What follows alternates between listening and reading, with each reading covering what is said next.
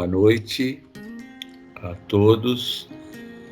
Vamos iniciar então o nosso encontro desta noite com muito amor, muita alegria, muito carinho, muita esperança. E eu vou pedir para o Antônio fazer a nossa abertura de hoje. Por favor, Antônio. Boa noite a todos. Na abertura de hoje eu quero ler um texto do Descomplixe, já leve, do Vanderlei Oliveira, que tem a ver com o tema de hoje, que é de família, tá? Então eu vou ler para vocês. É preciso que as nossas falsas verdades venham à tona para salvar o amor existente entre membros de uma família. Onde prolifera a falta da verdade, o amor não floresce. Essa falta de comunicação dos sentimentos dentro do grupo familiar tem o nome de família disfuncional e pode ser entendida da seguinte maneira: um grupo que não consegue expressar o que sente e, por essa razão, deixa de cumprir os papéis atribuídos. Pais, mães e filhos não exercem suas funções por omitir ou sufocar o que gostariam de expressar. Um grupo que não sabe dizer não, e um grupo em que pais substituem o ato de amar por controle e rigidez com seus filhos. Idealizar papéis e sentimentos no grupo familiar é adoecer as relações e arruinar a chance de permitir que o afeto saudável possa construir laços que valham a pena e uma convivência que realmente preenche os corações. Não existem supermães, superpais, nem superfilhos. Não existem pais e mães perfeitos, nem filhos sem necessidades. Infelizmente, quando se idealizam os modelos da convivência e formação educacional no grupo familiar, todos perdem. Nesse ambiente, a culpa aumenta, a falsidade é mascarada e a mentira engana. A família que deseja a felicidade vai ter de aprender seu caminho próprio e único. Na família, as pessoas vieram para aprender juntas e ninguém detém o poder de saber mais ou menos. Família é uma escola e quem deseja fazer bom proveito desse aprendizado vai precisar pedir ajuda, ser humilde e rever tudo que aprendeu sobre educação e amor. É preciso que as nossas ilusões e supostas verdades venham à tona para salvar o amor existente entre os membros de uma família. É isso. Obrigado. Passar o bastão para a Camila agora. Ok. Obrigado, Antônio. Camila? Bom, então hoje o tema é sobre família. Eu tentei pegar algumas coisas que saíssem um pouco dos temas tradicionais de família, né? Então, tentei passar aí pelos conceitos mais básicos, mais tradicionais, mas depois tentar entender algumas questões relacionadas à dinâmica familiar, à energia dos familiares, como é que a gente se desenvolve nesse plano dentro dessa dinâmica, tá? Então, começando, o Evangelho, segundo o Espiritismo, ele traz que a família é um instrumento que a gente tem para a nossa reencarnação, né? E que a reencarnação, que a nossa vinda para esse plano com outras pessoas, ela fortalece os laços de família. E aí o Evangelho fala o seguinte, que no espaço os espíritos formam grupos ou famílias entrelaçados pela afeição, pela simpatia e pela semelhança das inclinações. Ditosos por se encontrarem juntos, esses espíritos se buscam uns aos outros. A encarnação apenas momentaneamente os separa, porquanto ao regressarem à erraticidade, novamente se reúnem como amigos que voltam de uma viagem. Muitas vezes até uns seguem a outros na encarnação, vindo aqui reunir-se numa mesma família ou no mesmo círculo, a fim de trabalharem juntos pelo seu mútuo adiantamento. Se uns encarnam e outros não, nem por isso deixam de estar unidos pelo pensamento. Os que se conservam livres velam pelos que se acham em cativeiro. Os mais adiantados se esforçam por fazer que os retardatários progridam. Após cada existência, todos têm avançado um passo na senda do aperfeiçoamento. A união e a afeição que existe entre pessoas parentes são índice da simpatia anterior que os aproximou. Daí vem que, falando-se de alguém cujo caráter, gostos e pendores se nenhuma semelhança apresentam com um de seus parentes mais próximos, se costuma dizer que ela não é da família. Dizendo-se isso, enuncia-se uma verdade mais profunda do que se supõe. Deus permite que nas famílias ocorram essas encarnações de espíritos antipáticos ou estranhos, com o duplo objetivo de servir de prova para uns e para outros de meio de progresso. Assim, os maus se melhoram pouco a pouco, ao contato dos bons e por efeito dos cuidados que se lhe dispensam. O caráter dele se abranda, seus costumes se apuram, as antipatias se esvaem. É desse modo que se opera a fusão das diferentes categorias de espíritos, como se dá na Terra com as raças e os povos. E aí, lendo um pouco sobre a questão do por que a gente tem, o que a gente vem dentro de um núcleo familiar, o que eu pude perceber é que a família é o espaço, né, onde você pode justamente exercer o amor em núcleos menores. É como se fosse um microcosmos em que você exerce o amor, e depois, com a evolução, você consegue expandir, né? Você consegue expandir para fora do seu núcleo familiar. E a ideia da gente, enquanto seres em evolução, é que a gente consiga expandir isso para cada vez né, mais longe, para a família, para a comunidade, para o país, para o mundo, né? Mas enquanto a gente não tem essa capacidade de amar a tudo e a todos, a gente exercita esse amor nesses pequenos núcleos familiares. E aí, basicamente, de uma forma simplista, você acaba tendo 2 tipos de vínculos, né? Que vêm na família, que são os afetos e os desafetos.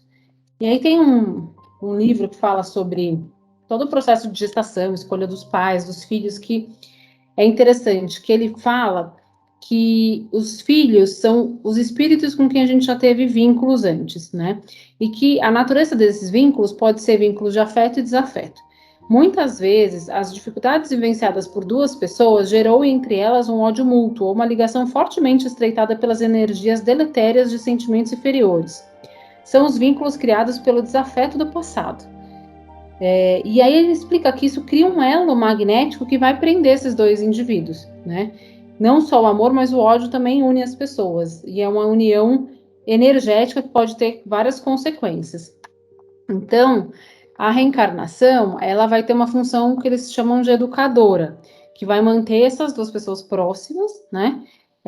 Criando-se condições para que você desenvolva um vínculo de amor entre essas pessoas. Que então, quando elas renascem sobre o mesmo teto, anestesiados pelo esquecimento, né? Porque as pessoas esquecem as suas experiências passadas, elas começam a trabalhar o perdão e o amor. Então, a lei da reencarnação ela vai propiciar condições para que, eventualmente, uma vítima e um algoz se abracem, se emocionem, se conectem e experienciem esse amor de várias formas, né? Isso quando a gente está falando de desafeto, mas também você tem os vínculos de antigos parentes, de pessoas conhecidas que você já teve contato em outras encarnações, que vão retornar ao convívio a fim de receber o amparo necessário para a tarefa de evolução, né? Então, e aí as amizades também podem se fortalecer dentro desse cenário, as amizades, os vínculos de carinho e de afeto. E aí, como é que ocorre, né, esse processo de encarnação, né? Você, uma vez escolhido, né, você vai ter aí todo um processo de planejamento familiar, né? E dentro desse processo, você vai ter um processo de reencarnação, de trazer esse espírito para dentro de um núcleo familiar. Só que a gente pensa sempre em reencarnação como um processo muito simplificado, né? Em que a pessoa vem e simplesmente nasce. E não é exatamente isso. O processo de encarnação, ele demora, na verdade, uma vida inteira e ele é muito mais intenso nos 7 primeiros anos do bebê, né? Então, você tem o livro Os Mãos de Luz, eles explicam, né, que você tem uma densificação dessas energias da alma, né, que vai como se fosse baixando níveis de densidade, ficando cada vez mais densos, e a alma faz esse processo de densificação, né, que vai mudando a cada geração, porque o que eles explicam é que cada geração vai sendo capaz de sustentar vibrações mais elevadas que a anterior, né? Então, a gente tem uma capacidade, nossos pais tiveram uma outra capacidade, a geração anterior, e assim vai. Porque a gente está num processo evolutivo, isso vai se refletindo também na capacidade de manter vibrações mais altas que cada geração vai conseguindo alcançar um pouco mais, né? E isso faz parte desse processo que a sociedade toda, né, todos nós temos de evolução. Então, o que acontece? Você tem um processo, né, antes de vir, de planejamento. E esse planejamento, como é que ele se dá? Ele vai olhar, antes da pessoa começar a encarnar, todas as necessidades de experiências, né, que essa pessoa tem. Então, que tipo de experiência, que tipo de dogmas ela precisa trabalhar, que tipo de habilidades ela tem que ter, né?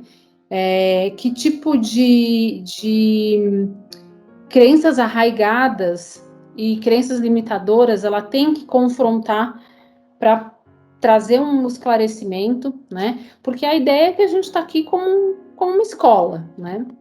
Então, esse planejamento, ele vai olhar a necessidade que cada alma tem de ter experiências terrenas, né?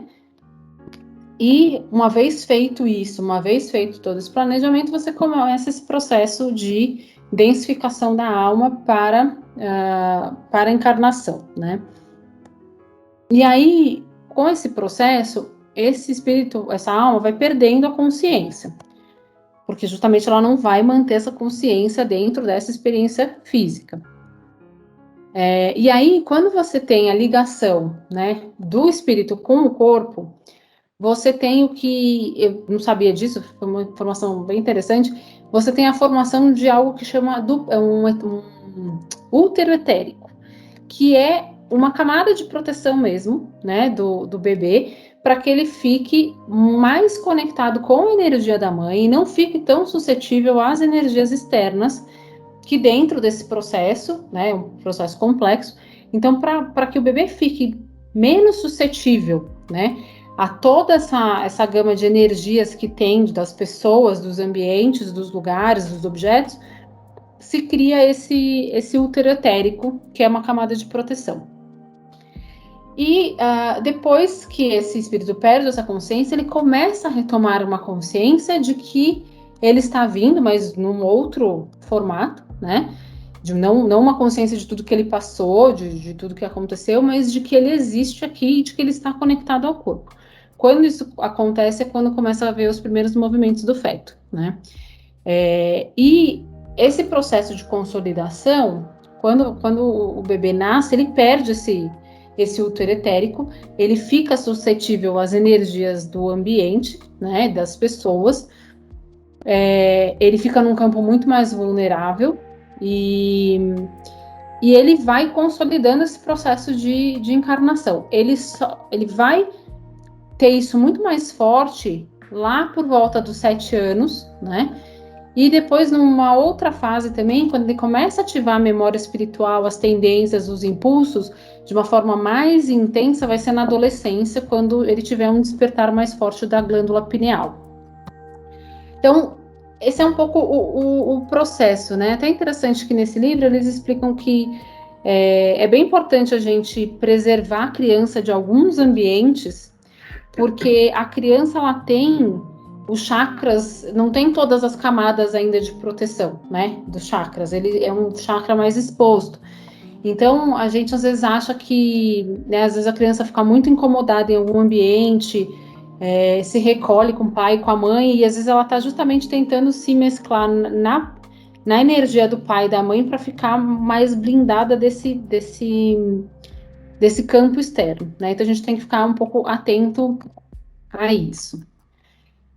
E aí, enfim, essa vai, cresce dentro desse núcleo familiar, começa a se desenvolver, e ela começa a ter o que a gente chama de segmentos, setores de desenvolvimento, né? E a família vai ser um desses setores. Eu vou até mostrar aqui. Eu consigo compartilhar minha tela com vocês?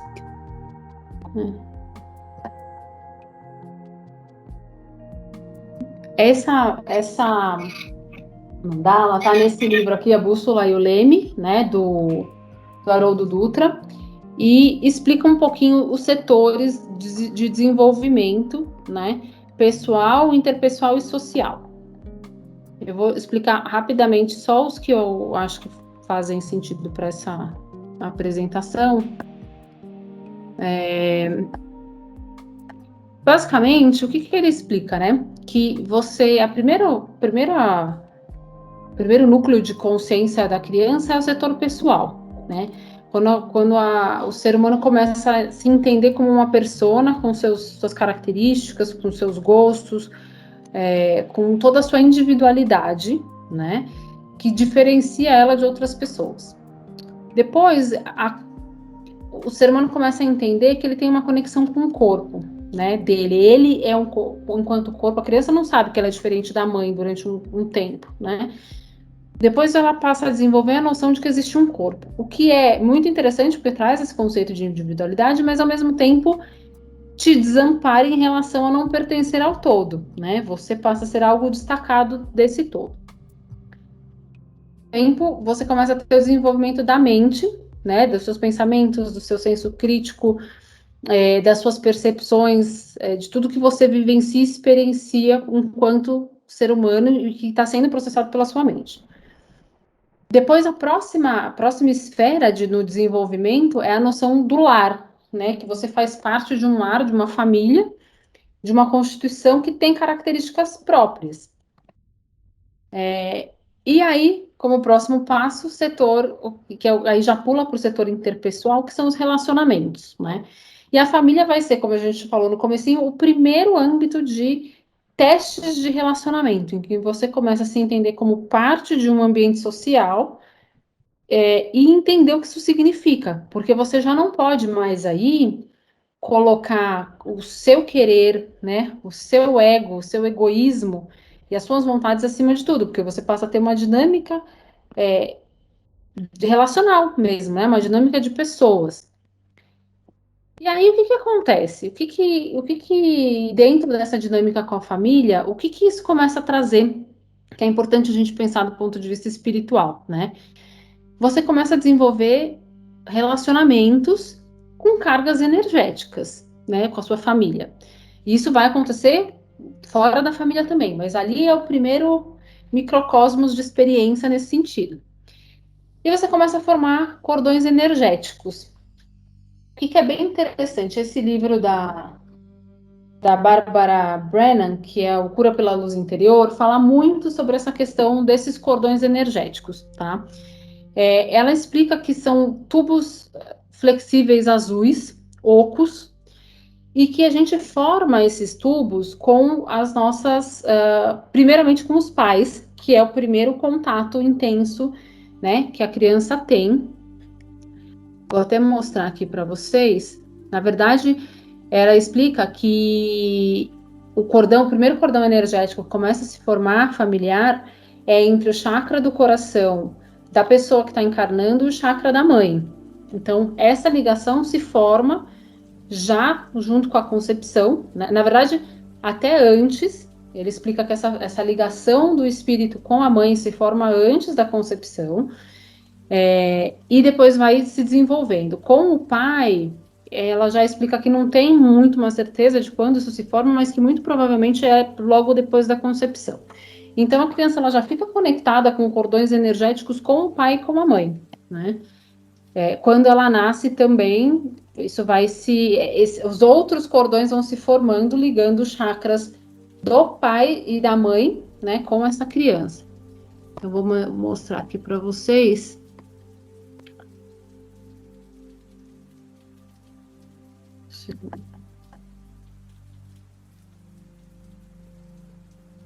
Aqui mostra, depois quando a criança vai crescendo, ela vai tendo uma ligação de todos os chakras com a mãe e todos os chakras com o pai, tá?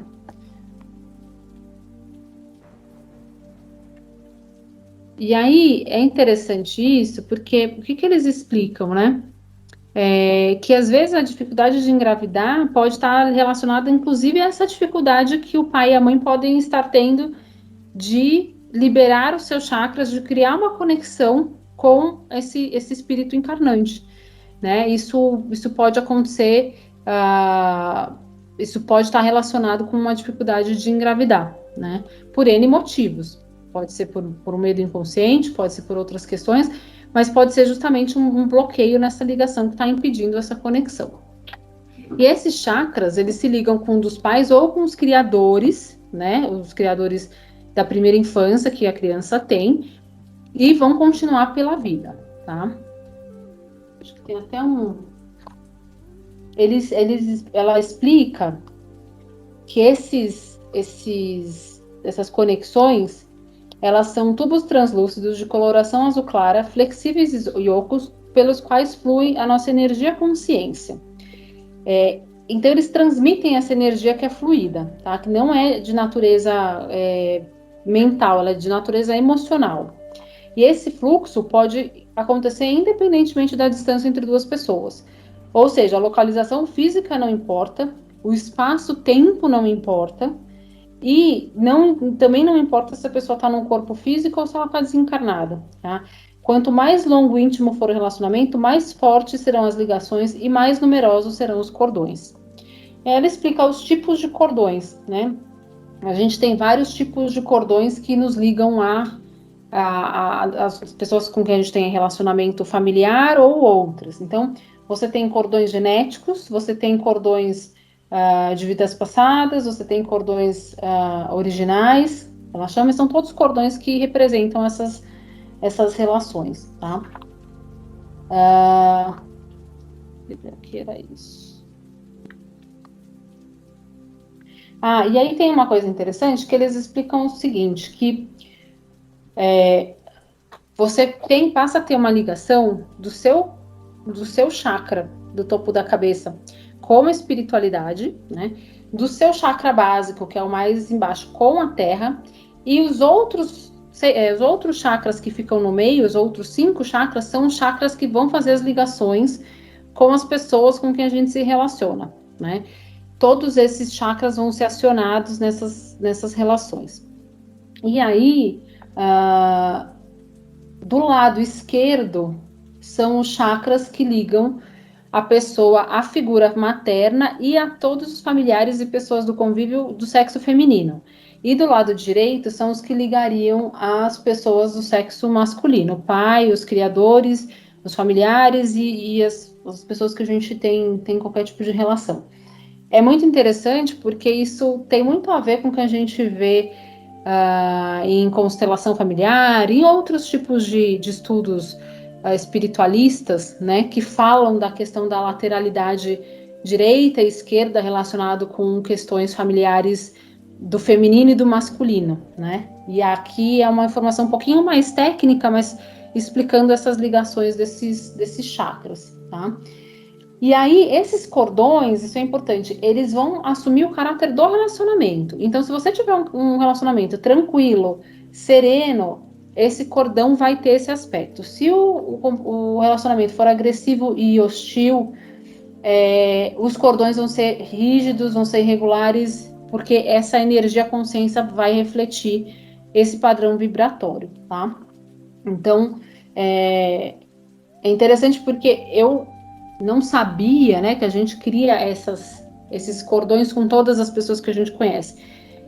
O que eles explicam é que às vezes, você não pode cortar esses relacionamentos, esses cordões, você tem que curá-los, né? Quando eles estão adoecidos por conta dessa energia que circula, né?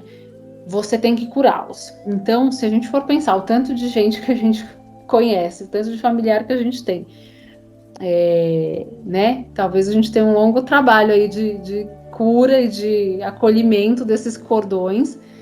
E muito disso que a gente sempre ouve, mas é interessante pensar do ponto de vista energético, né? De que não adianta a gente deixar as coisas mal resolvidas, né? Porque você vai estar conectado com essa pessoa fluindo uma energia que não é boa, né? Então achei bem interessante assim pensar nisso. O que mais? E esses cordões, é interessante pensar o seguinte: esses primeiros cordões que são formados nessa relação familiar mais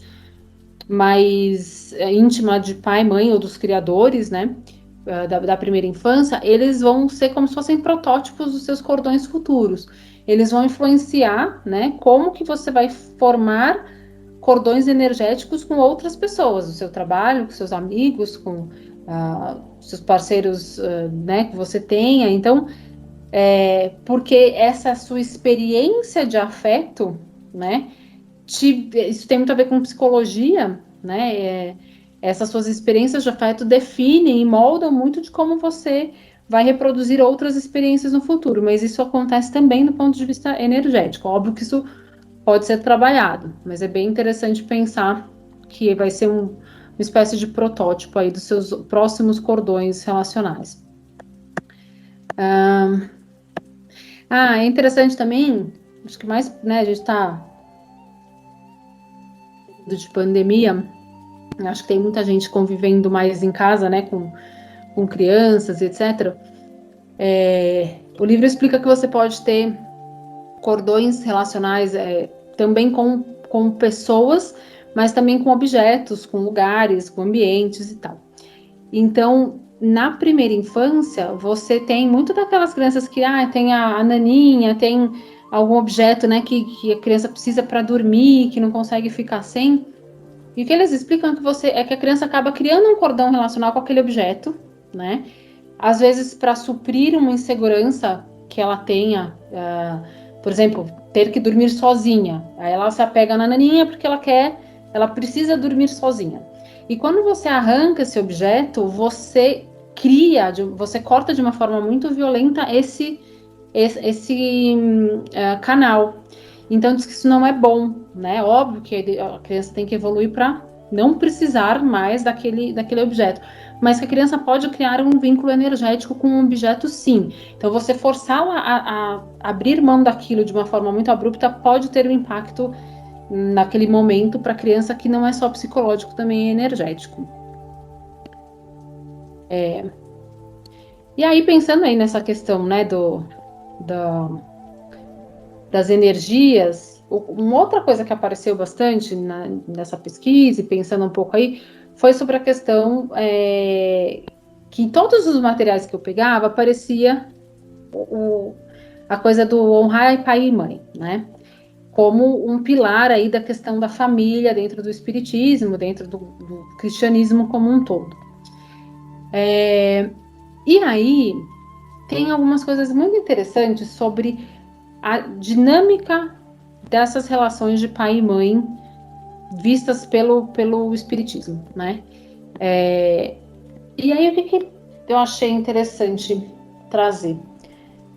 Porque esses livros explicam que todo filho, ele até fala aqui, né? Que todo filho tem na vida os pais que precisa, os mais acertados para si, de acordo com seu planejamento reencarnatório. Nessa trajetória humana, os pais podem dar ou não o necessário, podem abusar da sua autoridade ou negar o seu afeto, por escolha ou por incapacidade de fazê-lo, gerando muitas marcas nos filhos. Tais marcas verdadeiramente atuam na criança e no jovem, que crescem desde o nascimento buscando nos pais o que necessitam. Ato que se inicia no momento em que o bebê busca o seio da mãe por instinto, sabedor de que ali está a fonte para suas necessidades. E aí ele fala que o filho cresce buscando nos pais aquilo que ele deseja, né, requisitando, exigindo e fazendo uma lista de suas marcas, dificuldades e queixas que muitas vezes o afastam dos pais com grande mágoa, como se fora por eles prejudicado, sem se conectar com a força da vida que vibra em si. Embora essas marcas decorrentes das agressões, da possível falta de afeto ou de cuidado sejam verdadeiras, o adulto não é escravo de suas consequências, pois ele é o efeito do que interpreta de suas vivências, podendo ressignificar a experiência com os pais para uma síntese que o liberte para a fluência da gratidão, livre de críticas, julgamentos e demais exigências. Aqueles que não fazem isso crescem, mas continuam crianças pequenas, exigindo o colo da mãe, como desejavam lhes tivesse sido dado, sem acolher a história de vida como pôde ser. E aí tem esse livro aqui do Andrei Moreira, ele comenta uma tirinha que eu achei muito boa, da Mafalda, que eu adoro, que fala o seguinte, que tem uma menina conversando com a amiguinha, e ela fala assim: Mafalda, os adultos são muito difíceis de compreender. E aí a Mafalda responde: mas se você chegar no cinema no meio do filme, você entende o filme? Então a amiguinha retruca: não, porque o filme já havia começado. Mafalda conclui: pois é, quando nós chegamos, os adultos já tinham começado. Então eu achei muito bonitinha, porque a gente tem uma percepção muito limitada, né, das gerações anteriores, dos nossos pais, dos nossos avós, dos bisavós, enfim, da história que foi construída. E, no fundo, tá todo mundo fazendo o seu melhor, né? Mas as dinâmicas familiares trazem muitas vezes essas dificuldades de percepção, de relacionamento. Então, essa noção de que a gente não tem a verdade inteira, né? De que os filhos chegam no meio do filme dos pais, e é verdade, já tem toda uma bagagem construída, né? E a gente entender que a gente tem os pais que a gente precisa, seja porque vai ter amor abundante, seja porque vai ter faltas e falhas, mas que isso também tem um papel educador, é interessante, né? Acho que em algumas situações é mais difícil da gente visualizar, mas de repente pensar um pouco sobre isso é interessante, né? De que a gente chega no meio do filme de alguém, os nossos filhos também vão chegar no meio do nosso filme. Então, eu achei muito interessante, e esse livro fala muito sobre essa questão dos filhos e dos pais entenderem os seus papéis na vida, né? Do quanto que, às vezes, uma postura familiar que julga, ou que se coloca acima, ou que cobra, ela pode ser injusta, né? Porque, às vezes, aquele familiar, a gente está falando aqui de pai e mãe, mas pode ser outra pessoa, ela tem suas próprias dificuldades, né? Aquela pessoa, às vezes, não consegue dar mais do que, ou que se espera dela, né? Então, você pode ter algumas distorções em termos de relacionamento, seja porque julgou demais, né? Ou seja porque você acaba criando uma dependência dos filhos muito grande em relação aos pais. Então, eles também comentam aqui, que eu achei interessante, que é muito comum os filhos tentarem agradecer aos pais, né? Ficando grudados neles, fazendo as suas vontades. Principalmente em famílias simbióticas, nas quais os pais estimulam essa dependência ou favorecem a inversão de papéis. Nesse caso, o filho fica de frente para os pais, mas de costa para a sua vida. E o resultado é que a sua vida não flui. Ser grato e dedicado aos pais não significa viver em função deles ou a serviço exclusivo deles. Após a honra aos pais, que é dada pela gratidão e aceitação, sem cobrança ou julgamento, é necessário que o filho viva, se necessário, a desobediência. Isso quer dizer que ele siga seu caminho, sintonizado com aquilo que o move e sustentado na força dos pais, e não em sua personalidade, que possui as limitações de qualquer ser humano. Filho nenhum está no mundo para se escravizar à vontade dos pais, mas para honrá-los em digna e produtiva continuidade de vida, dentro do seu processo pessoal reencarnatório. Esta postura de desobediência não significa rebeldia nem briga ou enfrentamento aos pais, mas conexão com o seu próprio destino, vontade e dever existencial, diante dos planejamentos e características da encarnação. Quando assim faz, o filho pode seguir para a construção da sua vida, sem descuidar dos deveres filiais de gratidão e afeto, cuidado e carinho para os pais, sobretudo quando idosos, sem paralisar-se no amor cego que vive a vida dos pais ou suas vontades, sem conexão consigo mesmo. Então, é muito interessante porque ele trata aqui que ele fala da conexão que a gente tem que ter dentro do nosso papel, né, de filho dos pais e consigo mesmo, de você honrar o pai e a mãe, de você agradecer e respeitar tudo que foi recebido, inclusive a própria vida, né?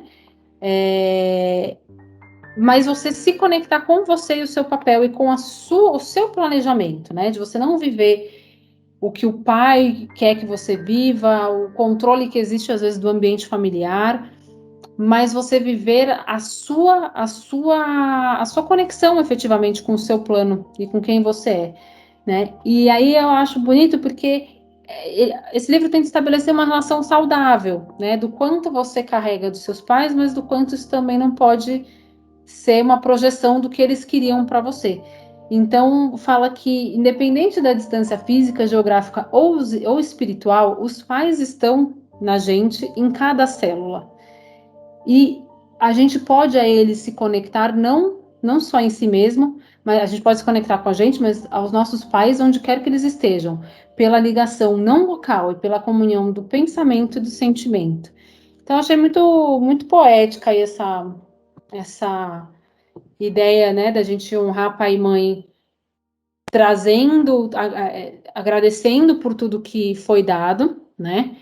Por tudo que foi permitido a gente vivenciar aqui nesse plano, mas também sabendo colocar isso no lugar correto, energético, né, da nossa vida, e se permitindo ir além, né, nas nossas realizações, do que a gente quer, vivendo a nossa conexão com a nossa espiritualidade, com o nosso planejamento, e estabelecendo uma relação, né, bacana entre essas duas coisas, que obviamente pode se expandir para a família como um todo, né?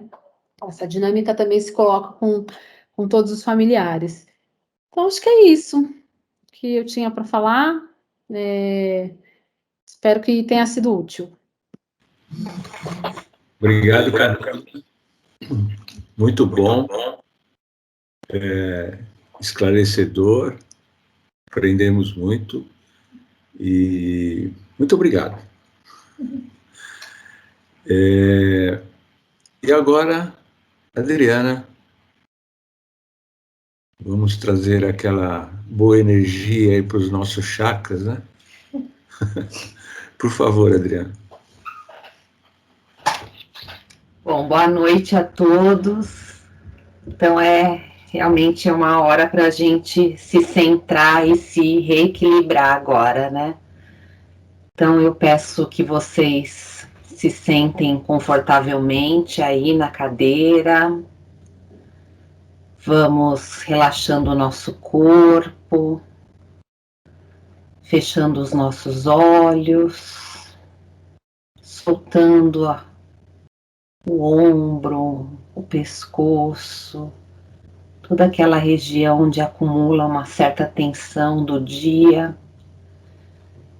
E vamos fazer aquela respiração profunda para nos conectarmos agora com esse momento da fluidoterapia.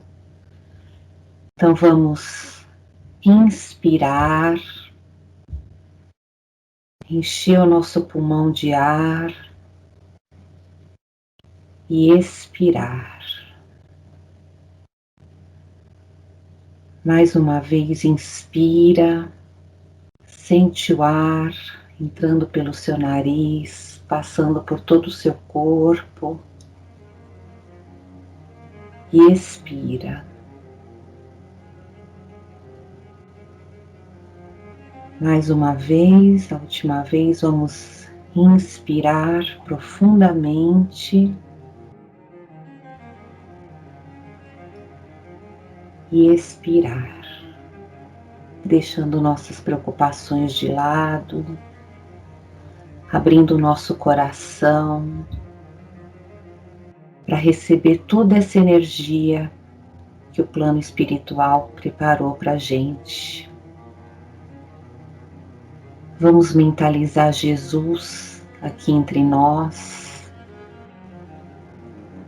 Vamos olhar para Jesus, aquele olhar meigo dele, sorriso acolhedor, nos envolvendo. Os nossos anjos da guarda, os nossos mentores também estão ao nosso lado. E os amigos espirituais desse trabalho, juntamente com os passistas encarnados da reunião, vão projetando uma luz muito forte, muito branca, brilhante sobre as nossas cabeças. Essa luz entra pela nossa cabeça, vai percorrendo todo o nosso corpo, alinhando os nossos centros de força, nos trazendo muita paz, muito equilíbrio, muita saúde, muita esperança. Todas as nossas dores vão sendo suavizadas, as dores do corpo físico, mentais, espirituais. Tudo isso vai sendo aliviado.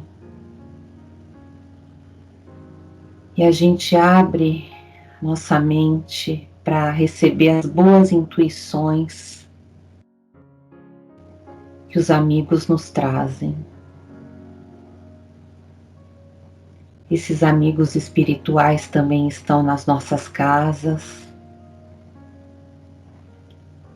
Eles vão andando por todos os ambientes, iluminando, clareando, limpando, retirando tudo que não pertence, fazendo uma grande higienização, envolvendo todos os nossos familiares também, nesses fluidos benéficos de amor, nessa luz intensa. Que possamos ter uma semana de muita paz, de muita serenidade, procurando nos relacionar bem, principalmente com os nossos familiares, exercitando a tolerância, a paciência, com muita fé e muita confiança em Deus. Que assim seja, graças a Deus.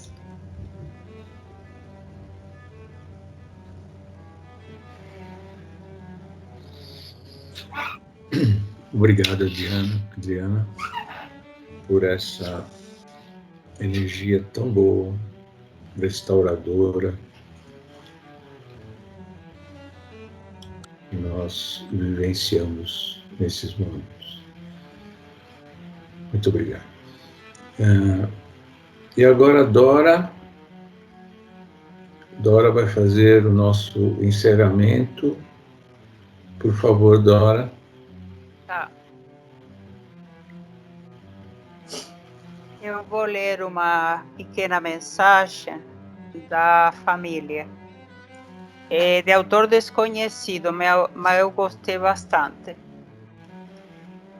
Família é um grupo de pessoas cheias de defeitos que Deus reúne para que convivam com as diferenças e desenvolvam a tolerância, a benevolência, a caridade, o perdão, o respeito, a gratidão, a paciência, direitos e deveres, limites, enfim, que aprendam a amar, fazendo ao outro o que o outro lhe faça, sem exigir dele a perfeição que ainda não temos.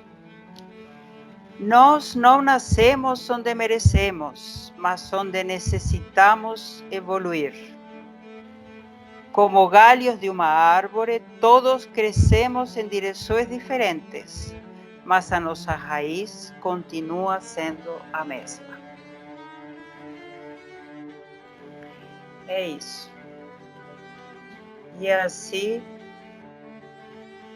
nosso Pai, que está nos amparando, com a permissão tua, que nós vamos encerrar a reunião desta noite, agradecendo os conhecimentos que Camila trouxe para nós esta noite, e agradecendo também a todos os espíritos encarnados e desencarnados que sempre estão nos acompanhando, nos guiando, nos intuindo, nos amando.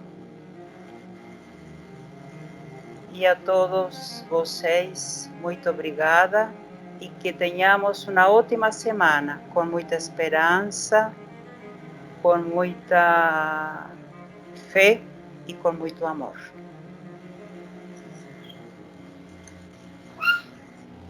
Muito obrigado, Dora. Muito lindo. Obrigado mesmo. Obrigada. Dora, o seu texto está mais alinhado do que você possa imaginar. Eu vou postar depois no grupo para vocês. Você falou das raízes. Ele fala de um exemplo, né, de quem se desconecta da sua ancestralidade é como uma árvore que quer florescer, mas não quer pegar as raízes. Então, mesmo que a família não seja boa, que você entenda que aquela árvore não seja ideal, ainda assim é dali que você retira a seiva da vida, é dali que você veio, dali são suas origens e suas raízes.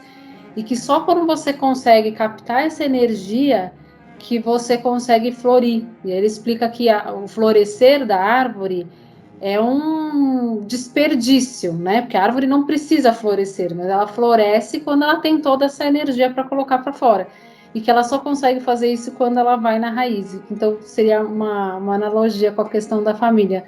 Achei muito, muito conectado com o que você falou. Que bom, que bom. A sintonia nossa foi muito boa. Que bom que você gostou. Me alegra muitíssimo. Adorei. Que bom. Muito bom, parabéns, parabéns. Emanuel, você vai tocar alguma coisa para nós? Essa reunião me inspirou muito e agradeço a vocês pela palestra linda. E no meio da reunião me veio assim, somos todos amigos, todas as famílias são espíritos amigos. Então, já que a gente está falando de amizade, de amor, eu vou tocar uma música aqui que chama Amigos para Sempre. É do Luiz Miguel, né?